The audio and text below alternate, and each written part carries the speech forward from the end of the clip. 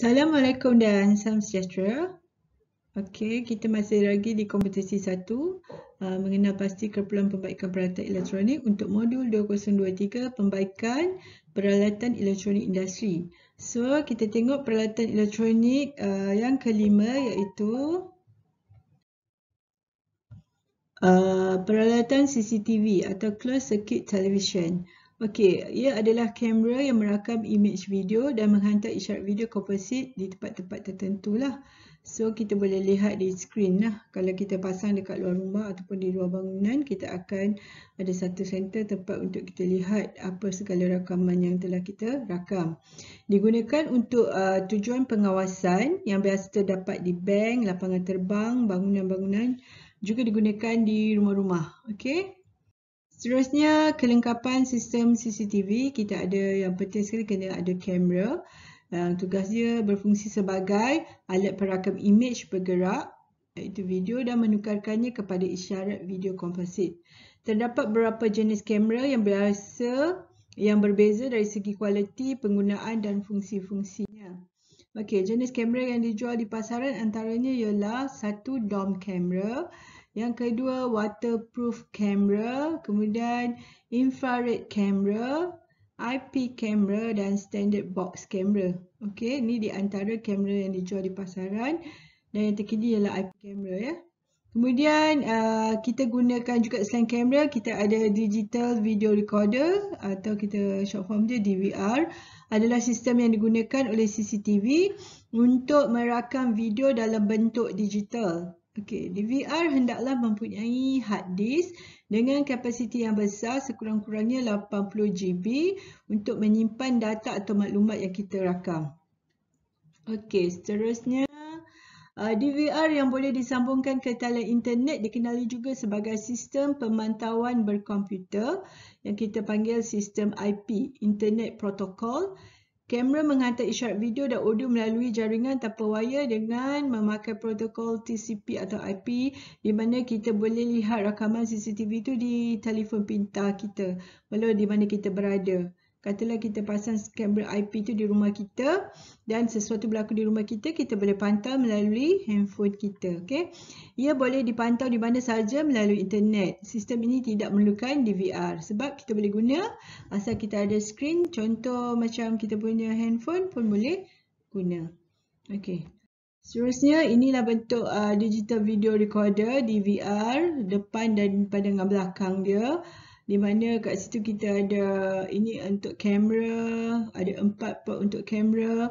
Kemudian kita ada untuk HDMI kabel yang akan kita sambungkan kepada skrin ataupun TV. Okey, yang seterusnya kita ada monitor. Monitor ni kita boleh gunakan monitor komputer ataupun kita boleh gunakan flat screen TV LED kita yang baru ni. Okey, digunakan untuk memaparkan image yang dirakam oleh kamera secara langsung. Paparan image pada monitor bergantung kepada bilangan port yang digunakan pada DVR. Kalau kita gunakan 4 kamera, so kita kena guna 4 port. Kalau 2 port. Jadi, kalau kita gunakan sampai 4 kamera, bermakna skrin boleh tayang sampai 4 lah. 4 kamera yang kita pasang.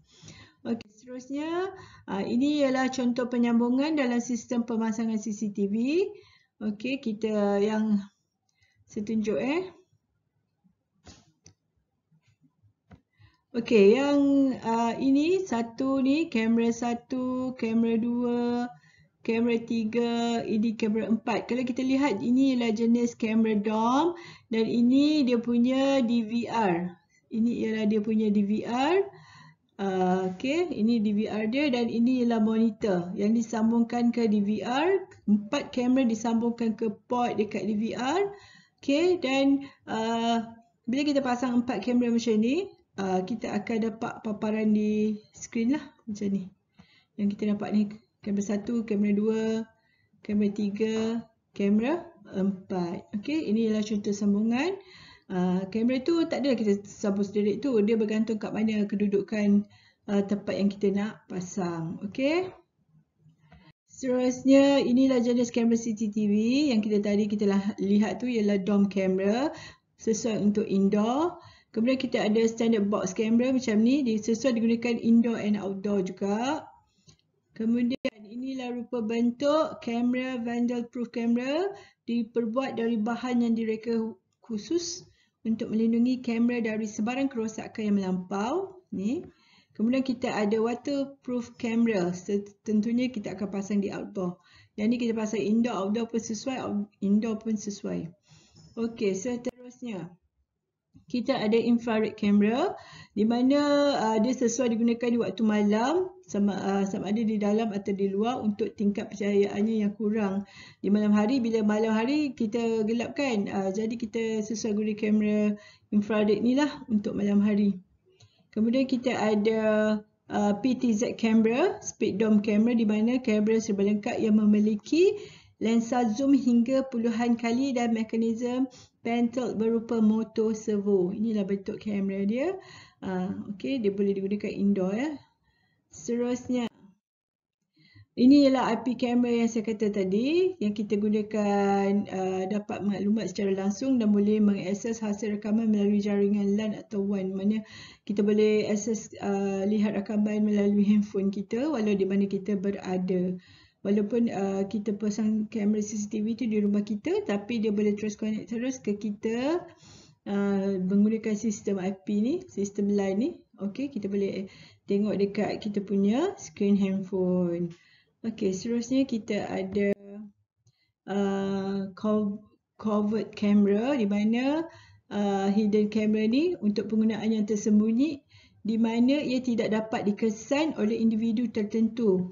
Bentuknya ada yang seperti smoke detector, jam dinding, lampu, pemancut air dan banyak lagi. Okey, bentuk dia ni kamera tersembunyi ni kadang-kadang orang letak dekat hotel, dalam almari ke, tersembunyi, kita tak nampak. Macam orang nak intip sesuatu, dia akan gunakan kamera ni. Okey. Seterusnya, okey, saya rasa itu saja penerangan saya untuk CCTV, peralatan elektronik yang kelima. So, seperti biasa di last slide kita akan ada sesi soal jawab, di mana soalannya nyatakan 4 jenis kamera CCTV. Okey, awak boleh jawab and then hantar seperti biasalah. Okey, saya rasa itu saja. Sekian, terima kasih.